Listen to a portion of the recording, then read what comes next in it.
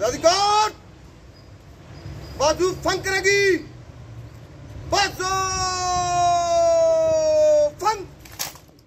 हुकूमत आज़ाद कश्मीर की अपील पर पाक फौज के ऑपरेशन बनियान अल मरसूस की कामयाबी पर मीरपुर में योम तशक्कर की तकरीब म्यूनसिपल कॉरपोरेशन के सब्जा जार में परचम कुशाई से की गई। योम तशक्कर तकरीब में सरकारी मुलाजमीन, अंजमन ताजरा, सिविल सोसाइटी समेत तमाम मुकातब फ़िक्र के अफराद ने शिरकत की।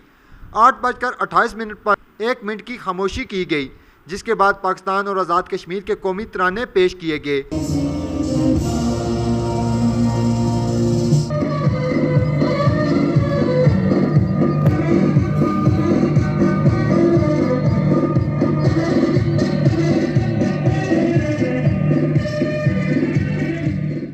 शुरका की जानिब से पाकिस्तान जिंदाबाद, पाक फौज जिंदाबाद, आर्मी चीफ जिंदाबाद के फलक शगाफ नारे लगाए गए और पुलिस के चाको चौबंद दस्ते ने मार्च पास्ट करते हुए सलामी दी।